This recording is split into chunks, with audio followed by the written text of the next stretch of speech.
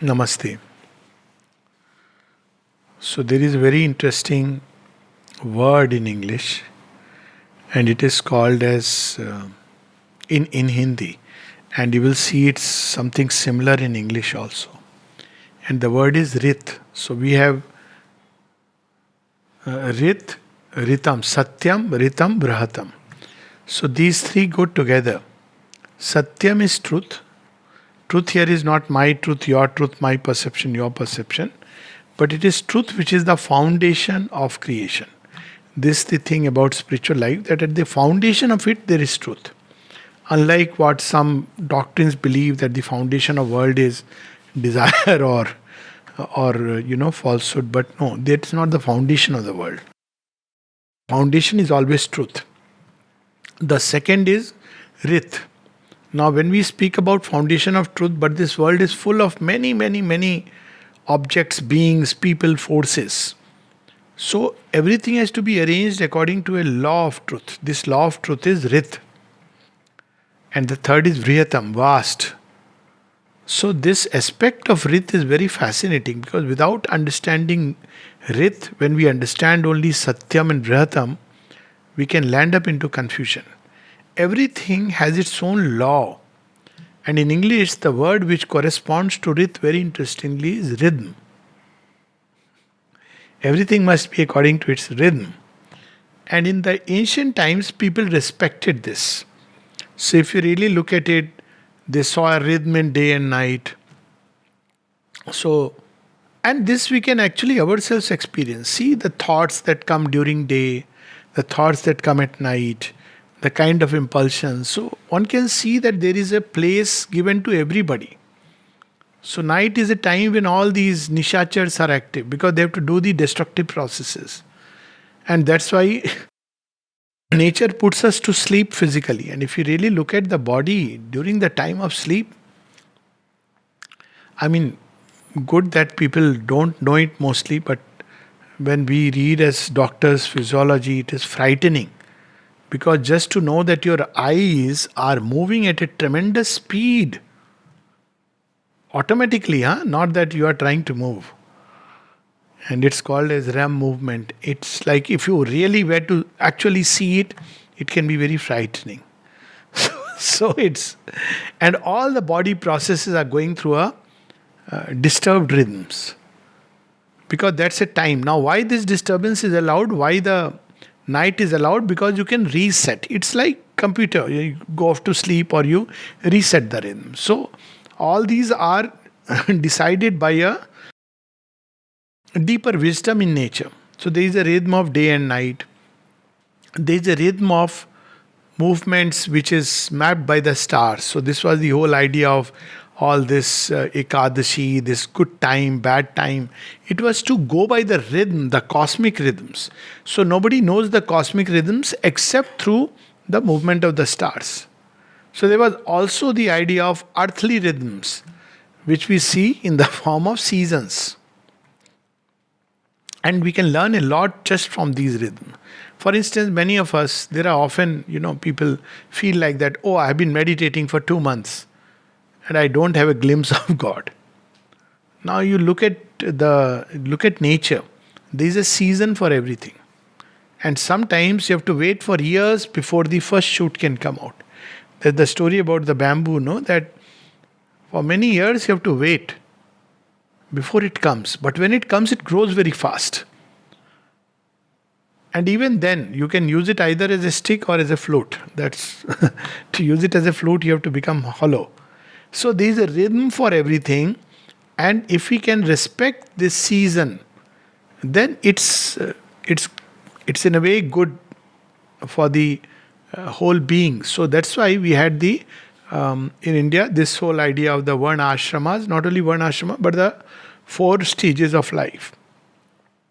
So the first was taking an average lifespan of 100 years, first 25 years was meant for laying the foundation, brahmacharya. Brahmacharya is not just sexual control, but brahmacharya is about, first 14, 15, 16 years, now puberty has become much faster.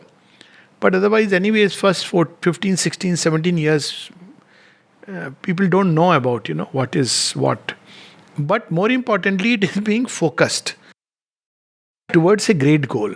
So that is brahmacharya, it's becoming one pointed towards something great, towards something higher, truer, more beautiful.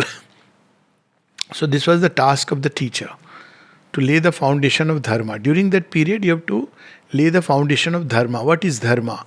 So all that a child must know. Till he goes into the world, he must have very clear idea about what is dharma, what is adharma. So it's not just about that he gets a good job. Very often you will see schools taking out a list. So many children got 99.9%. So many children, they got into IITs and medicine first shot. But what they are going to do, that the schools don't publicize. Maybe they will, end up scalping people for money.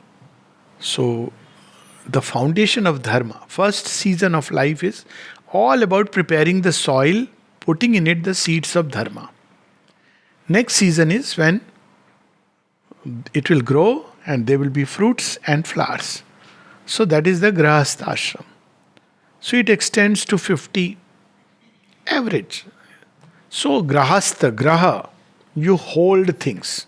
So that's the time you are holding things. What are you holding? You may hold a house. Not your own house, but you have a house. You take care of the house. You have family, so you hold the family. That's why it's called as a householder. And you'll be very surprised. There is a letter of Sri Aurobindo when he comes to Pondicherry. I think this letter is, of course, this is before the mother's final coming, that's for sure. And when he is asked that, what kind of sadhana he is engaged in and why don't you come out and tell the world? He says, if I come out, nobody will understand me. The kind of yoga I am engaged in, that too as a grahastha, as a householder. Now, where is the householder, Sri Aurobindo? He is an ascetic of ascetics, but that's how he describes himself. Many other things besides. He says, nobody will understand. So that's a period of time when as householders, we own things, they are in our name and we are looking after it, doing it beautiful, etc., etc. So we are getting experience of the world, contact with the world. We grow in strength, we grow in manhood. All this is part of the world experience. In general, Sri Aurobindo did not really favor very young age people coming to ashram. There are letters like that. Because when you come very early as an adolescent, all your conflicts and vital nature is very prominent and it tends to, take over, and it's not easy, particularly here because there is a pressure of sadhana, pressure of the force which will uncover everything. Outside things get in a certain way released. But nevertheless, this used to be the way things were. What it is now, that we'll talk about a little later. That is the grahastha ashram.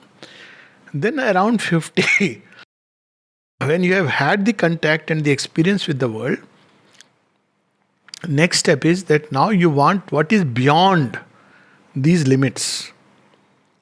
The framework, the social framework, the religious framework, the moral framework, the framework of house, family, etc.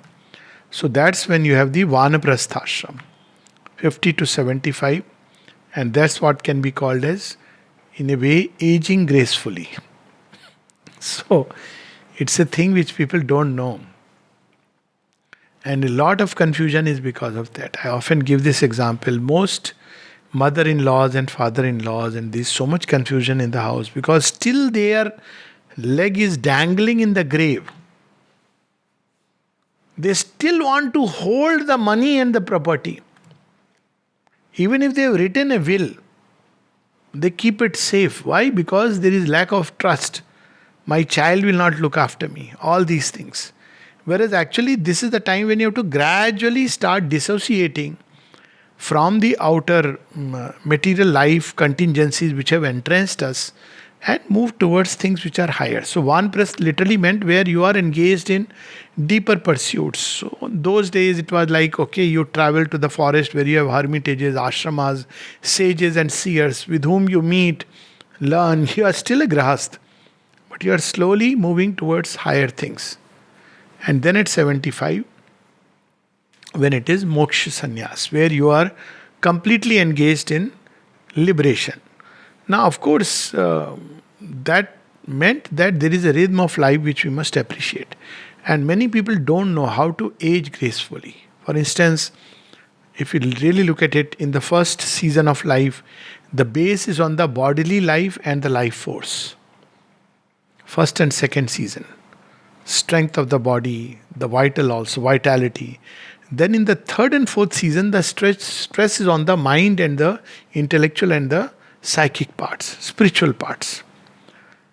But many times you will see, even in 50s, 60s, people are trying to, look good and, yeah, look sometimes, very strange. Same image people believe, but you can't keep an image, no, because it's easily seen. Even at 70, 75, 80, you want to look good for impressing. There is perfectly fine to be healthy. Nothing wrong in being healthy. You must be healthy always. But this urge, still the Deha Atmabodh, where there is a lot of time, energy being invested only on the looks and the bodily life, whereas the spiritual and the intellectual life is not really cared for. So this is the whole idea of this idea of rhythm and season. Things must be in their true place. Now, what happened is, over a period of time, this got disturbed because life has an urge to escape from every framework. It wants to go higher. So now what we see is that those rhythms are broken because a new arrangement has to come up, like Chaturvarna that got broken. So now it is evolving into a newer, not just a frame, but in a very vast, subtle and plastic way of life. Also because of the new forces which are acting. So for instance, the idea of aging is tending to go away from the human mind. That is the other problem, which was very strong in, if you look at just about a generation before, at least in India, this was very prominent that after 60, you are a retired person. So this had its own disadvantage also. You are a retired person, and retired person has to live life like a retired person. Whereas, at least my contact with the West, I was very surprised when I came to know that somebody at 42, 43 has enrolled in a school of medicine. So I asked, what do you mean by medicine? Yes, I'll study medicine. We can't imagine that. 16, 17, 20, 25, then you are already past the age. By 25, you have to get married. So now things are changing. In another context, you can get not just married, remarried, sometimes first married, 50, 55. People do that. Now that's because the old rhythms have gone. This doesn't mean this is the perfect rhythm. It means that there is something new which is going to come, and that new will not be determined by any outer framework, but from the inner need of the soul. This is the new thing which is going to come up. And that one has to see very clearly when otherwise we just hold on to the things which are of the past. Even in collective life, new rhythms will come up. So when mother was asked by one of Dr. Vishwesharaya, he was here, he was in General Hospital, very fine human being, and in care, he lived in up to 95 or something like that. Avid reader. So when I asked him, he was himself sharing. He said that, when I asked the mother, I am not able to do now anything. So she said, no, no, no. When you cannot do anything outwardly, you can do the real thing. Very few people can do that. So what is that real thing? You can invoke, call. So then he understood that, this is the time when I have to engage in another kind of activity. So he said, now I do that. So if you really look at that way, when we have a good foundation, when we had a good contact with the world and we have not shrunk from the world, when we have faced it with all its challenges, then we are ready for something deeper, inner and higher. And that's the season when we must be engaged in that. And that's what we see even in the collective life of humanity at a given point of time. Wherever this was not practiced, we will see the youngsters in olden times with kings. You will see all the sons came and they either imprisoned the father or killed him, because this idea was not there, that coronate the sun, and then you lead a life of quiet. This is something very beautiful I see in Ramayana. That have you ever thought why Dasarath had a need to coronate Rama? He was still alive. And the same thing you'll see in Mahabharata, which was the cause of a lot of conflict. This coronation was that now I am kind of withdrawn. He is the person who takes care of the whole kingdom. So that was so. In any case, respecting the seasons is very important. And the mother puts it in this way, that there is a right season for plucking the fruit and eating it. And we must understand that whatever seed we sow today, we are talking right now of good efforts, not in the karmic law, will bear its fruit at some point of time. But this won't be immediate. In fact, the higher we are aspiring, the longer it is going to take. Because the preparation of nature has to be that much. So, seasons don't end with one life. Seasons continue through lives. So, there is a whole life sometimes which is spent only in preparation. When Sri Aurobindo was asked why some people immediately, as soon as they come, very soon they have spiritual experiences. Why is it so? So he said, because they have spent a life previously in sadhana and the siddhi was to come now. So we must understand that this season is not just, even illness and health is according to rhythms. Be very surprised if you observe yourself, you will see that there are periods when you are prone to illnesses, then it vanishes, and then there is a healthy period. Now people try to chart it according to the stars. But for everything, life and death, again, there is a season. There is a time when there is a very strong possibility of death. And if you overpass that time, then again there is a smooth period. So it's because the forces, death is what? Death is a change. So basically, when we face that kind of challenge, it means that life is crying for change. So what people do mostly, they change their outer lifestyle, they change outer things, which is okay. But the real change is that we need to change ourselves. And if we can do that, then we bypass that moment. And then we have to once again go through that new rhythms of life. So life is like that. It renews itself and comes out with new things. That's the beauty of life. So that is about seasons, rhythms and rith. Things should be in the right space and time. This was very much, even with regard to dealings with people, you can't treat everybody as the same. Even when we give things to people, when we take things from people, it should not be indiscriminate. You can't just give anything to anyone. You can't take anything from anyone. So this whole idea of rith, the right arrangement of things, basically it means there is a right arrangement of things according to the law of truth. And if we respect it, and now the time is when each one has to discover it within. And if we respect it, it is wonderful. If we don't respect it, don't heed its call, then life becomes very difficult. Okay, namaste. Namaste. So the question is how to handle the vrittis if they rise up at a young age on the surface. See, you want to establish peace, calm equanimity, and you are relatively young, and many instincts, anger can come up, sexual instincts can come up, many kinds of fear may come up. So how to handle them? So first thing to remember is keep on establishing the basis which is positive basis for sadhana. So keep on striving towards peace, equanimity, endurance. When these things will come, maybe there will be a little deviation for a while, but get back to that. As Sri Aurobindo said to Nirodha very beautifully, if you fall, don't lament. Don't get into guilt. Don't get into, I am going to fight this and root this out. Because we have read, he tore desire up from its bleeding roots and offered the vacant place to the gods. It comes in Savitri at the last stage of transformation. It's the outer nature. Now, this is one of the ways that our resistance of nature try to prevent us from going forward. By catching us. And it's a small thing, by focusing, it become very big.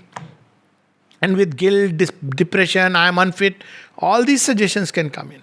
So, while they will come, but the way to handle these vrittis is best learnt by watching the mongoose and the snake. So Sri Aurobindo, of course, has written about it in his inimitable style in an essay titled "The Process of Evolution." So he says when a vritti comes up, it has to run its course. And he speaks about, and the mother speaks about illness. He says when an illness is, you can prevent, but the moment it comes into the body, it runs its course. You can't stop it. So you can shorten the course. It will go through what may have taken 2 weeks may take much shorter, but it will go through its course. So with the vritti which comes into the nature, you try to suppress it, doesn't work. That's what the Gita says. That how will coercion help? So Gita doesn't say that you can't change your nature. But yes, it says that you can't coerce and forcibly try to do that to your nature, because your nature will bounce back. That's how it explains to Arjuna that look, you're a Kshatriya, your nature will compel you to fight. So don't try an unnatural thing. So that's what Shri Krishna cautions Arjuna. So when a vritti enters into the nature, then it will take its course of evolution. So what we have to apply there is Sanyama. We try to finish it. The more you try to finish it, the more it rises to the surface. Paradoxically, because the inconscient is infinite. Its support is coming from there. It is not like it's a small little tendency. There is a whole dark universe which is supporting it. And that will keep on. It's like, if you see I don't know whether you have ever been engaged in any of these quarrels with these local gunda and all that. Or a local contractor. Nice person he will look. But he has the backing of terrible people. And if you think that, he is doing things to me, I am going to take him. So then you will start getting the pressure from all kinds of people. Because he is backed by that. So these vrittis are backed by much darker things than we can imagine. And if you start fighting them to finish them in the beginning, it is very difficult. So apply Sanyama. When you apply Sanyama, after a while they tend to become weak. And that's the time you have to apply Nigraha. So this is how Sri Aurobindo explains. So this is the mongoose and snake. If you ever watch, what does the mongoose do? Mongoose never really, it never really attacks that way a snake. Because it cannot. It keeps on tiring the snake. So snake thinks it can beat it, and just when the snake is about to, it knows how to escape. So escape from certain vrittis to an extent like staying busy, keeping your mind and body preoccupied, anger issues, do a lot of physical workout. So slowly you will see that they are not able to really take hold. When do these forces come? Sexuality, particularly boredom. No work, one is sitting idle. So sexuality will come up. Anger, when there is no real physical workout and all that, they will come up. But if you are busy, then many of these things don't have time to come up. It's like they're trying to hit you, but the mongoose is just escaping them. And after a while, they become mild. Partly because when we are young, the vital is very prominent. But as we enter into the different season of life, that's why the whole time, that seasons of life, the vital becomes relatively weaker. Or it turns into other pursuits. So that is the time when the vital is relatively weaker, when the snake is tired. That's when you will see that the mongoose taking the leap and tearing the snake to pieces. Watch it, it's very fascinating. How a mongoose beats a snake. One bite and it can be killed. Of course, mongoose has some, I believe, some kind of antidote also within the body, but that's not what protects it. It's the swiftness with which it escapes the attack. So the moment you get to know that there is a tendency which is going to come, that's the time you have to, like for instance, mother says if an impulse is rising in nature, so we may accede to that impulse, or we may realize, oh, this impulse is coming. And then you just turn your mind away. It will come.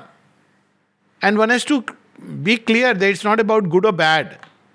So they will come. The moment they come, that's the time one has to turn the mind away, or if you have a lot of work as such, your mind will be occupied, or do something which will take it away. Maybe read a book if it's later part of the night. Involve yourself. with some nice activity or some even a nice program, interesting program. So these impulses have the tendency that they'll rise like this, and then if you don't really give way, they tend to drop, literally like a snake. And then they rise again. Again, you don't take note. Still, sometimes one does succumb. So one has to understand that it's part of nature. Separate yourself. So after a period of time, and this will lead to alternations of day and night. Whether you have done sadhana in previous life or not, it will happen that even when the psychic has been blossoming beautifully, these moments of clouding will come. They come to the best, strongest, because it's nature. And nature has everything. But the important thing is to remember that yes, that's the truth that I have seen. Not to identify with this field. Not to say I am a sinner, I am a useless person, I am horrible. No, not to say that. But to look upon things as movements of nature, separate from them, and then keep putting the pressure of the light to change them. If you try to uproot them, that is the path of sannyasa. But to change them. For instance, if there is love which is born in the human heart, what shape does it take initially? Very sentimental form in many people. And then there is easy hurt. It is, certain desires get associated with it, mixed up, and all this takes place. So what do? Some people take this key, okay, no, human love is all bad, and they turn away. So what happens? They turn away. After some time, the fellow comes up again. And then you say that, oh, I did it again. Then after some time, oops, I did it again. So it continues. But if you take it that, this is a tendency or this is a movement of nature, let me purify it. So let me learn to love unselfishly. So it's an opportunity. Because what it is seeking, why is that part of nature knocking at the door? Because it seeks its own, it says ki you are soul, it tells the soul, wonderful for you. You are living in the divine presence. But look at where I am, suffering and struggling. So it has to be assisted in the process. It's some people, some parts will take longer. Everybody has some part which takes longer. Not like in some. Some parts are very easy in some people, very difficult in others. So we have to also understand, develop a great generosity and sunny tolerance towards others. The more we deal with our own difficulties, the more we realize that it's not so easy. One difficulty within us may be easy, and we may see difficulty in others. But it is the other way around also. The other person may see in us a certain difficulty which is not in that person. So that's why the rule is focus on your own issues, but don't get into unnatural all the time struggle. Focus more and more on the positive side. And that's one thing, like, these classes and all activities, which if you see the ashram life, so beautifully it is organized like that. Nowhere you will see that work starts early, except the ashram. And so you start early. So because if the work has to start early, you have to sleep early in time. And then you get up early. Like earlier it was like 6 o'clock mother's balcony darshan. So you want to attend, you want to go there. You are impelled by the psychic movement. So the whole thing starts early. Then you have a certain routine in which you get into. Then 6 hours of work or whatever, 6-8 hours, whatever work. It's not like a fixed timing is now, but it should be a joy of work. Then you have physical activity. And then you have, classes, evening classes, right from then. So what happens is whole day, you have something or the other with variety. What happens outside, you have only one type of work. You are in a job. So you may be working for 7 hours, 8 hours, and the job's aim is money. Everybody surrounding you is all about money. So that's as such you are getting contaminated with all kinds of things. Here the work is not for money, not for promotion. Neither you are being paid extra, nor you are getting an extra promotion. I mean, some people get into that groove, some chair they want to occupy, but basically there is nothing if you look at it. So it's a beautiful arrangement. So all that is already taken away. Outside, people work for 8 hours. In that sense, ashram offers something very wonderful. 8 hours, 9 hours. It's all about money. Even when you have you are a good human being, still the whole thing is about money. And after that, when you come back, you are too tired for anything. You're sapped out. You have neither the time nor this thing, either for physical exercise or for developing the other sides of nature. So, what happens when you come back? You are either a couch potato, there is boredom. In that state of boredom, all kinds of things will come up.